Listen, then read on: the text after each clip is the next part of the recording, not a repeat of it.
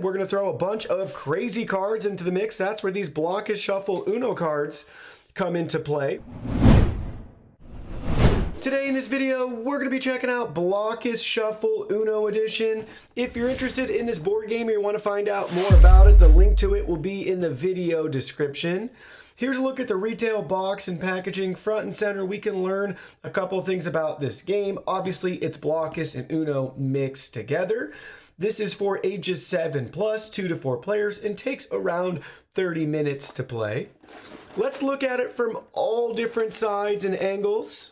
Everything looks really nice. So we have some Uno Blokus cards and we have a Blokus board. Here's a look at the backside, giving you a quick rundown of the game. So 1, 2, 3 simple steps to play. Now let's go ahead, let's open it up, let's look at the contents. Here are all the contents. First up, we have our product literature featuring our instruction guide right here, walking us through all the different rules. Action cards, advanced scoring, everything right there that you need. Next, we have our cards with the Block is Shuffle and Uno logo and branding on them. Then we have our game pieces right here. They're all identical to each other, just the colors are different. So we have our red, our blue, our yellow, and our green. Lastly, we have the game board itself, so check it out. Flip it over to the back side too. And we have the Blokus logo and branding on it right there on the side. Everything looks really nice. Now let's go ahead, let's go over the rules. So the rules of Block is Shuffle are simple and straightforward. If you're familiar with regular Blokus, you follow the same principle where you can play off your previous piece. They just can't kiss directly like shown. This is a no-no in Blokus, but you can play off any of the corners. Anything like that, you get the idea there. Then we're going to go ahead, we're going to throw a bunch of crazy cards into the mix. That's where these Block is Shuffle Uno cards come into play with different things that we're allowed to do with our pieces or that affect other players.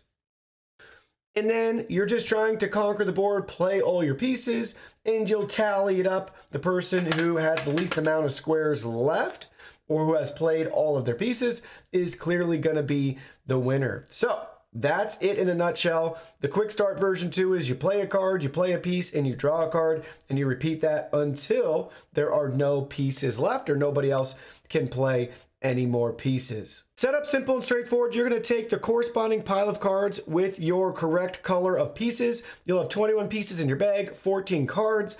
Everybody's going to take their first turn, play a piece in the corner.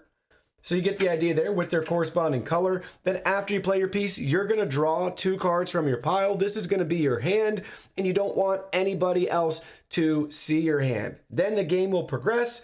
You'll play a card. You'll play a piece that corresponds to the card. Then you'll draw a card, and it will be the next person's turn. You'll do that over and over again until somebody wins, and the game ends when no one else can play any more pieces. And then you'll tally up the number of squares on your unplayed pieces, and the winner is the person that has the lowest number of squares. Now let's go ahead, let's take a look at the different action cards. Here's a look at all the action cards. In each deck, we have multiple duplicates here.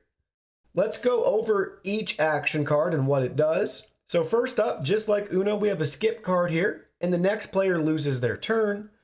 Next, we have our edge-to-edge card. So you play your next piece so it touches at least one of your other pieces along the side.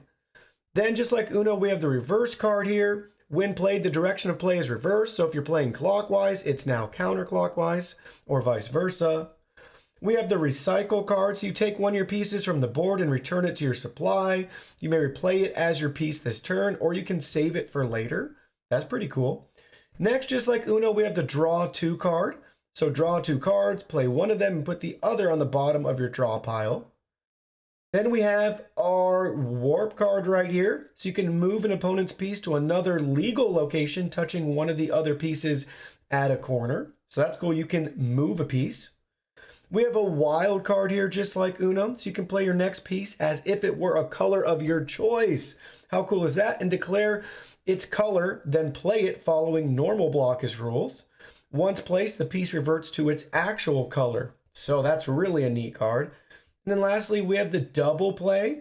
After you play your piece this turn, play a second piece, touching your first piece at a corner. So that's a quick look at all the action cards and how they affect the game. Lastly, I wanted to spend a second talking about game variations. So this is a 2-player game if you want, and each player is going to be 2 different colors. It's also a 3-player game where each player is going to be 1 individual color, and you're going to take turns managing that last color. Each player gets a turn, and you rotate and cycle through whose turn it is with that 4th color. They also have some advanced scoring as well. If you're into that and you want to follow those advanced scoring rules, you can do that right there on the back. But a fun game, takes around 30 minutes. If you like Blokus and you like Uno, you're definitely going to like Blokus Shuffle.